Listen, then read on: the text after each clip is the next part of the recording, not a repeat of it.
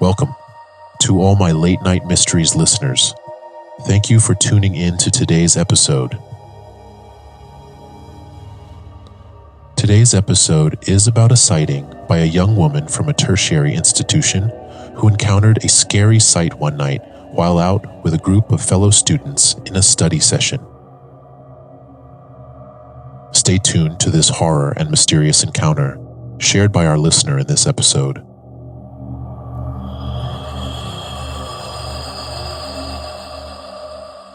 I am Wraith. This is Late Night Mysteries. You are listening to Listener's Tales Edition.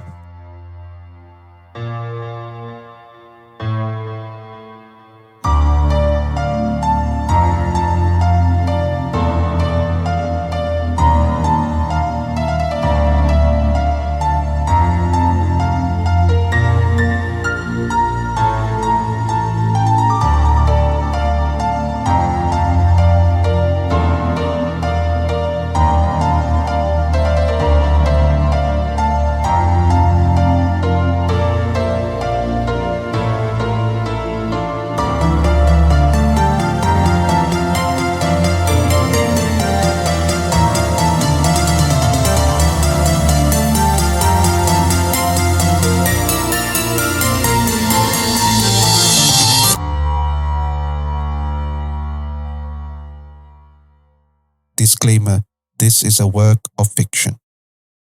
Any names, characters, businesses, places, events, or incidents are fictitious.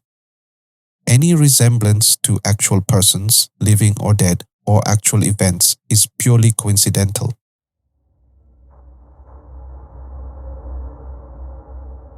For today's episode, Ani will read our listener's email.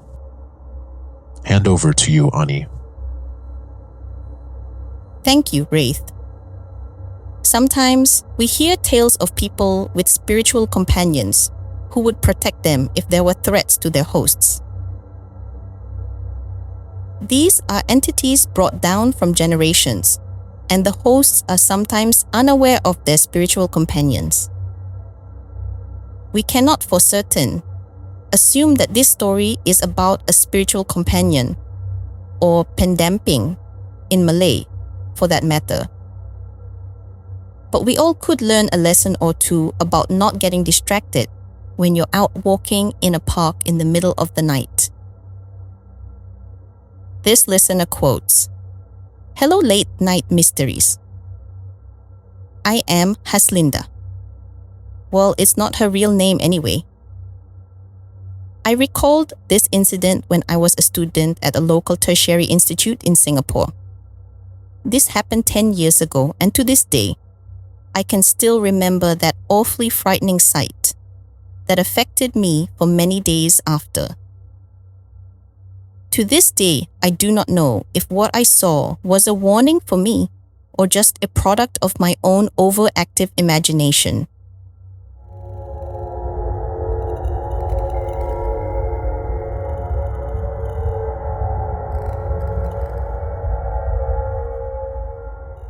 It was about 2 weeks before my final exams for that year.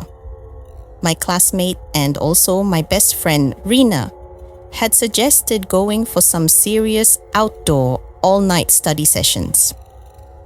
I was skeptical about this because where Rina and I are concerned, a study session usually ends with neither of us achieving much in terms of studying.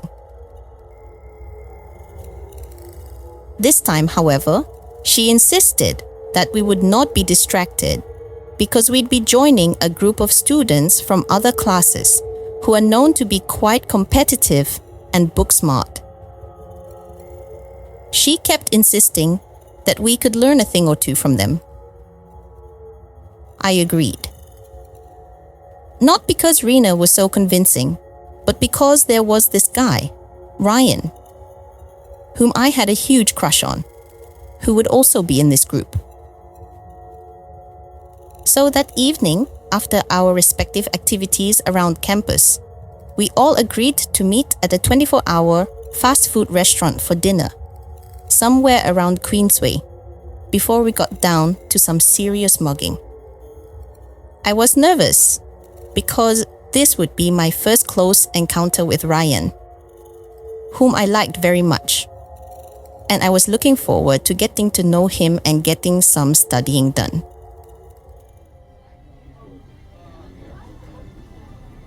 The 4 boys and 3 girls group welcomed us thanks to Rena's connection. I felt at home with the group as they discussed the terms work and talked about current affairs. To my dismay, I found out that one of the girls from the group, Fiza, was not being discreet about her fondness for Ryan. She was always asking him questions, pretending not to know certain things, and sitting herself closely to him.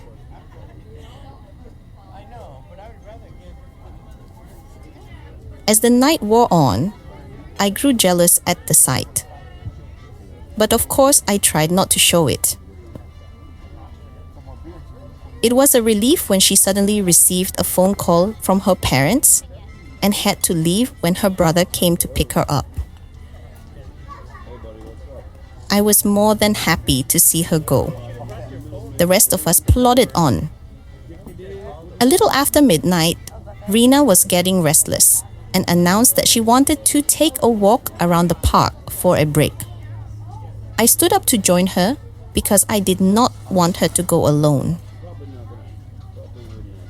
To my surprise, Ryan agreed to accompany us, saying he wanted to stretch his legs.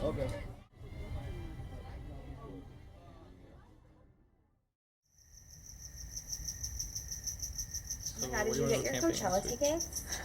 Listen, if we go again this year, Christine, I let Ryan and Rena walk before me because Rena chatted non-stop about how she and I were close friends. I was too shy to talk to Ryan, so I just walked quietly behind them and scrolled through my phone.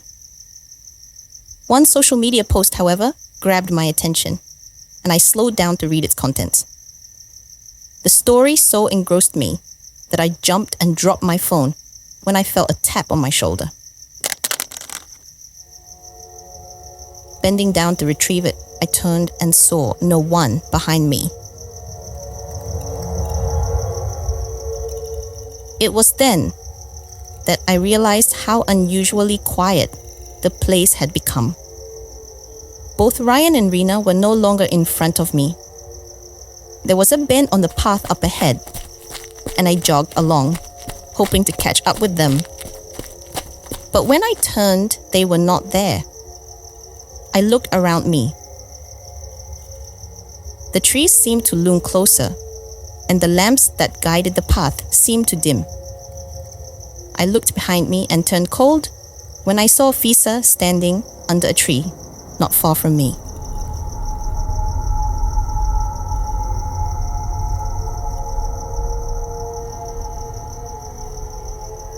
This cannot be right. I thought she had gone home. I could not distinguish her facial expressions as she was away from the light and her hair hung around her face. But I recognized the outfit she had worn earlier. How could she be standing out here all alone?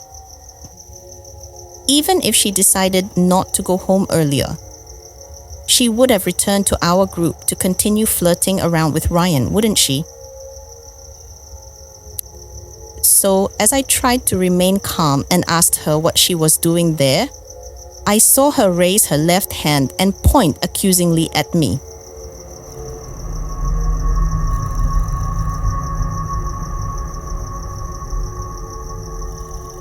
My heart pounded against my chest. I turned and ran down the path towards the fast food restaurant. But I could not see its welcoming lights. My surroundings are filled with unfamiliar trees and thick undergrowth. The path seemed narrower than before. It's like I was in the middle of a forest instead of a small, quaint park in an affluent neighborhood.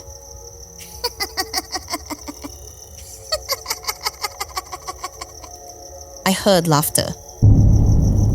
And to my horror, saw Fiza sitting on top of a tree not far from me. Then came more laughter, around me. I looked around and to my horror, saw more figures of Fiza on top of several trees. But this time, instead of her face, all I saw were horrifying, disfigured faces with fangs underneath, bloodied lips, and distorted, terrifying figures of creatures that human eyes should not see.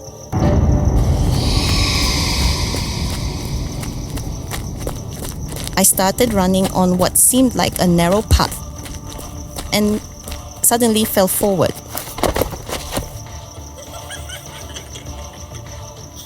My ears rang with Fiza's laughter, and I lay there on the ground with my eyes closed, hands over my ears, and screaming as loudly as I could. I could not remember how long I was in that position, but when I felt hands touching me, I screamed and fought them off because I was certain it was the creatures coming to get me. Somewhere in the depths of my consciousness, I heard Rena's voice calling out to me as a pair of strong hands lifted me off the ground. The relief of realizing that it was indeed Rena and Ryan in front of me was too much for me to handle. I just stood there and cried shamelessly on Rena's shoulders as she tried her best to calm me down.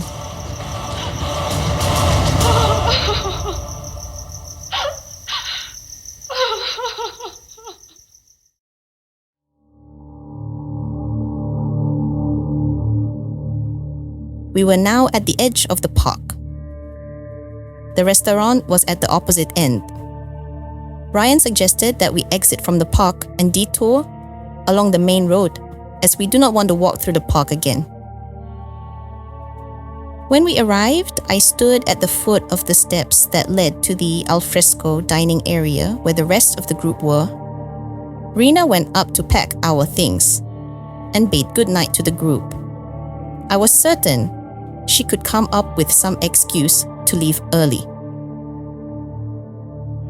Ryan stayed with me and asked if I would like to drink, but I just shook my head and avoided eye contact with him.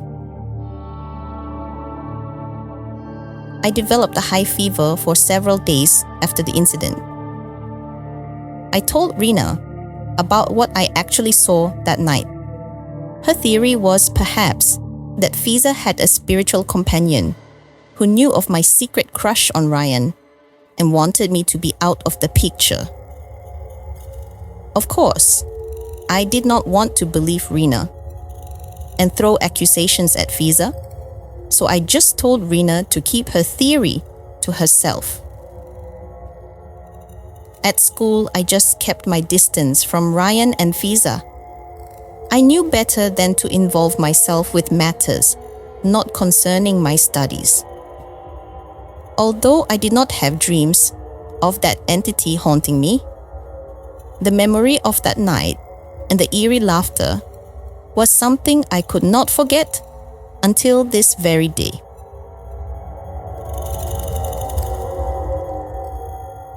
As we all have moved on with our lives, I sincerely wish them well.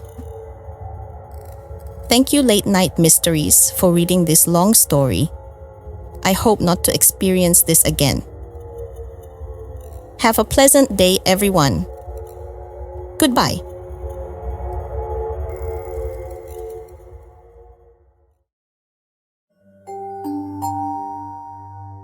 Based on Haslinda's story, we have learned a thing or two.